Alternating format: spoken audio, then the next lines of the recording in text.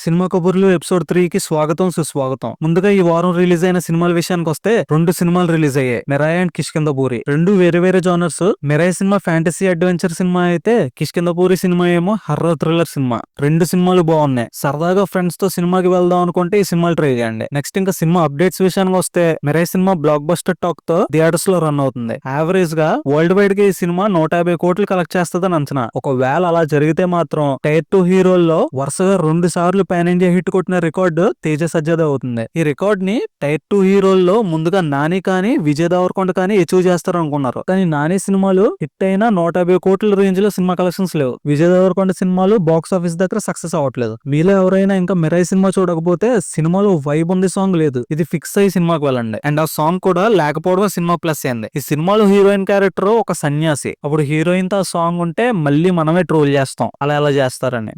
Raja Saab cinema మీద Mirai cinema expectations పెంచుతుంది. అసలు మ్యాటర్ ఏంటంటే 50 కోట్ల బడ్జెట్ తో చేసిన సినిమా విఎఫ్ఎక్స్ ఈ రేంజ్ లో ఉంటే 400 కోట్ల బడ్జెట్ తో వస్తున్న రాజాసాబ్ సినిమా విఎఫ్ఎక్స్ పరంగా ఆడియన్స్ ని డిసప్పాయింట్ చేయదని ఫ్యాన్స్ హ్యాపీగా ఫీల్ అవుతున్నారు. ఎందుకంటే ఈ రెండు సినిమాల్ని ప్రొడ్యూస్ చేసింది పీపుల్ మీడియా ఫ్యాక్టరీయే కాబట్టి. రాజాసాబ్ సినిమాలో విఎఫ్ఎక్స్ బాగుంటే అంతకన్నా ఇంకేం కావాలి. బలగం వేణు నితిన్ ఎల్లమ్మ సినిమా పార్షియల్ గా ఆగిపోయింది. నితిన్ లాస్ట్ సినిమా తమ్ముడు తర్వాత ఎల్లమ్మ సినిమా నుంచి నితిన్ ని తీసేసి శర్వానంద్ ని పెడదామని అనుకుంటున్నారంట. ఆ సినిమాలో హీరోయిన్ క్యారెక్టర్ కి ఎక్కువ ఇంపార్టెన్స్ ఉంటుందంట. సో కీర్తి సురేష్ ని హీరోయిన్ గా తీసుకుందాం అని ప్లాన్ చేస్తున్నారు. 2026 సంక్రాంతికి చాలా టఫ్ కాంపిటీషన్ ఉంది. ప్రభాస్ రాజాసాబ్ సినిమా, చిరంజీవి గారి మన శంకర్ వరప్రసాద్ గారు పండకొస్తున్నారు సినిమా, తలపతి విజయ్ది జననాయకన్ సినిమా, నవీన్ పోలిశెట్టిది అనగనగా ఒక రాజు సినిమా, అండ్ అలాగే రవితేజ గారి సినిమా కూడా రిలీజ్ అవుతున్నాయి. ఇప్పుడు మళ్ళీ ఈ రేస్ లో ఇంకో సినిమా జాయిన్ అయింది. శివకార్తికేయన్ పరాశక్తి సినిమాను కూడా 2026 సంక్రాంతికి రిలీజ్ చేస్తారంట. Little heart cinema huge success అయిన తర్వాత విజయ్ దేవరకొండ మూవీ టీమ్ ని కలిసి అప్రిషియేట్ చేశాడు. హీరో మౌలికి రౌడీ వేర్ నుంచి గిఫ్ట్స్ కూడా ఇచ్చాడు. ఒకప్పుడు విజయ్ ఇల్లును చూపించి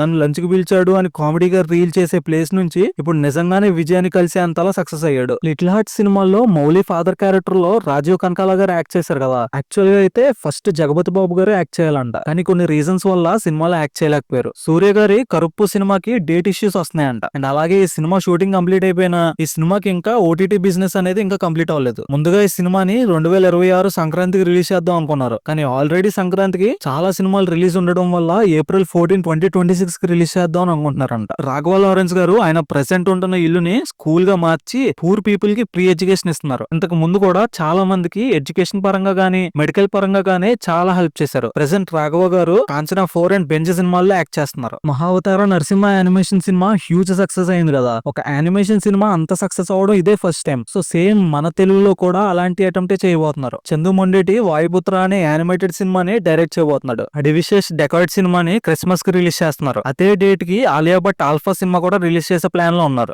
దుల్కర్ సల్మాన్ DQ41 సినిమాలో హీరోయిన్ గా పూజా హెగ్డే ఫిక్స్ అయింది. పూజాకి కూలీ సినిమా తర్వాత ఆఫర్స్ రావనుకున్నారు అందరూ. బట్ తనకి DQ సినిమాలో ఛాన్స్ దొరికింది. ఈ సినిమాతో అయినా హిట్ కొడుతుందేమో చూడాలి. సినిమా ఏమో 2027 లో రిలీజ్ అవుతుంది. కానీ ఈ సినిమా మీద ఎక్స్పెక్టేషన్స్ అయితే పీక్స్ లో ఉన్నాయి. సినిమా నుంచి ఏ ఒక్క అప్డేట్ వచ్చినా అది సోషల్ మీడియాలో ట్రెండ్ అయిపోతుంది. అదే SSMB 29 సినిమా. ఫ్రెష్ గా ఈ సినిమా మీద వస్తున్న రూమర్స్ ఏంటంటే ఈ సినిమాలో మహేష్ బాబు రాముడు క్యారెక్టర్ లో యాక్ట్ చేయబోతున్నాడంట. మూవీ టీం నుంచి వచ్చే అప్డేట్స్ కన్నా ఫ్యాన్ మేడ్ పోస్టర్స్ థియరీసే ఎక్కువ ట్రెండ్ అవుతున్నాయి. నయనతార పెళ్లి డాక్యుమెంటరీని నెట్ఫ్లిక్స్ కి Nayanthara beyond the fairy tale అనే పేరుతో రిలీజ్ చేశారు. అప్పటి నుంచి నయనతార బ్యాడ్ టైం స్టార్ట్ అయింది. ఆ డాక్యుమెంటరీలో ధనుష్ ప్రొడక్షన్ క్లిప్స్ వాడారని ధనుష్ గారేమో కోర్టులో కేసు వేశారు. ఆ కేసు ఇంకా ఓపెన్ లోనే ఉంది. ఇప్పుడు మళ్ళీ అదే డాక్యుమెంటరీ మీద చంద్రముఖి సినిమా క్లిప్స్ వాడారని AB ఇంటర్నేషనల్ ప్రొడక్షన్ హౌస్ వాళ్ళు ఇంకో కేసు వేశారు. ప్రెసెంట్ ఆ ప్రొడక్షన్ హౌస్ తో నయనతార టీం వాళ్ళు మాట్లాడుతున్నారు. ఇదేం జరుగుతుందో చూడాలి. ప్రెసెంట్ నయనతార తమిళ్లో 2 సినిమాలు, తెలుగులో చిరంజీవి గారితో మన వరశంకర్ ప్రసాద్ గారు పండకొస్తున్నారు అనే సినిమా చేస్తుంది. ఇవి వాళ్ళ సినిమా కబుర్లు. ఈ వీడియో నచ్చితే లైక్ చేయండి, షేర్ చేయండి. ఇలాంటి cinema updates and cinema content కోసం